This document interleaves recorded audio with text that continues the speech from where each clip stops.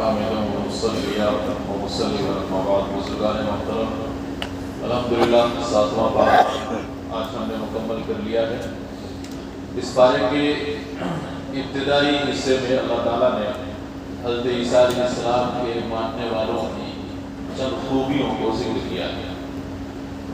یہ فرماتے ہوئے کہ وَإِذَا سَمِعُوا مَا أُنزِلَ إِلَى الرَّسُولِ تَرَىٰ أَعْيُنَهُمْ تَفِيضُ مِنَ الدَّمْعِ مِمَّا عَرَفُوا مِنَ الْحَقِّ کہ عیسائیوں کے اندر کچھ لوگ ایسے ہیں کہ جب قرآن کریم کو سنتے ہیں تو چونکہ وہ جان رہے ہیں کہ یہ بات حق ہے، سچ ہے، تو اس کلام کو سن کر کے ان کے دل چونکہ نرم ہیں، ان کی آنکھوں سے آنسو جاری ہو جاتے ہیں اور پھر وہ ایمان قبول کر لیتے ہیں۔ اس واقعے سے ہمیں یہ سبق اور عبرت ملتی ہے کہ اگر تو دل نرم ہو، بندے کے اندر جو ہے رحم کا مادہ زیادہ ہو تو حق بات کو جلد قبول کرتا ہے۔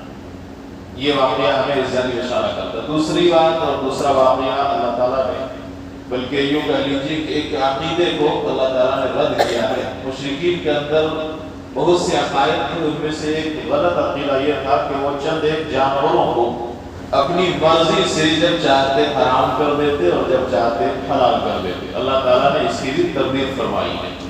آگے چل کر کے سورہ مائدہ کے اخیر میں اللہ تعالیٰ نے ایک منظر کشی کی ہے قیامت کی کہ جب حضرت عیسیٰ علیہ السلام کو اللہ تعالیٰ بلائے گا اور پوچھے گا أَأَنْتَ قُلْتَ لِلنَّاسِ اتَّخِذُونِي وَأُمِّيَ إِلَٰهَيْنِ مِن دُونِ اللَّهِ۔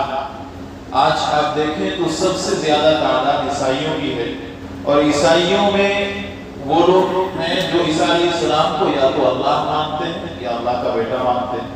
تو اس حساب سے آپ دیکھیں تو سب سے زیادہ تعداد ان کی ہے۔ ان کے متعلق اللہ تعالیٰ پوچھے گا کہ کیا تو نے ایسا کہا تھا کہ اتخذونی، کہ مجھے و امیہ اور میری ماں کو الہین من دون اللہ، اللہ کے علاوہ اور دو معبود بنا لینا، کیا تم نے کہا تھا؟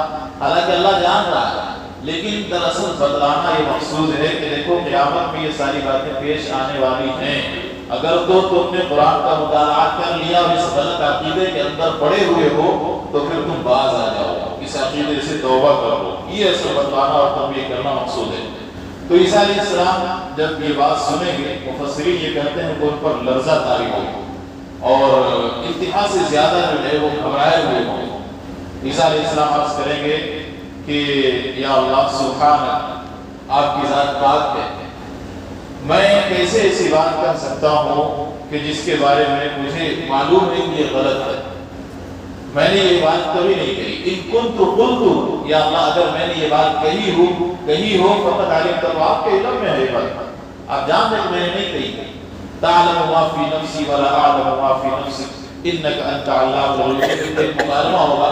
پھر چونکہ عیسیٰ علیہ السلام پیغمبر ہیں اور پیغمبر کو اپنی امتی سے جو ہے بڑی محبت ہوا کرتی ہے، اللہ تعالیٰ سے سفارش کریں گے کہ ان تعذبهم فإنهم عبادك وإن تغفر لهم فإنك أنت العزيز الحكيم۔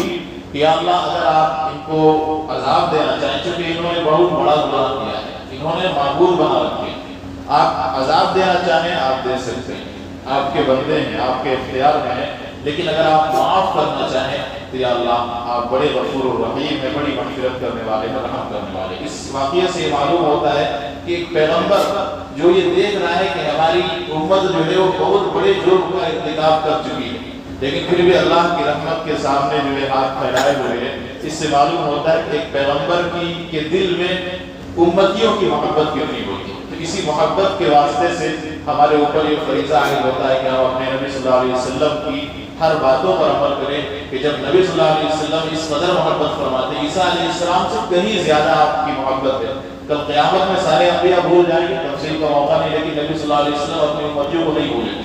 تو یہ واقعہ ہمیں سبق دیتا ہے کہ ہم بھی اپنے پیغمبر کو نہ بھولیں جس طریقے سے وہ ہمیں کل قیامت کے دن نہیں بھولیں گے۔ اللہ تعالیٰ سے دعا ہے کہ اللہ ہمیں ان سے بات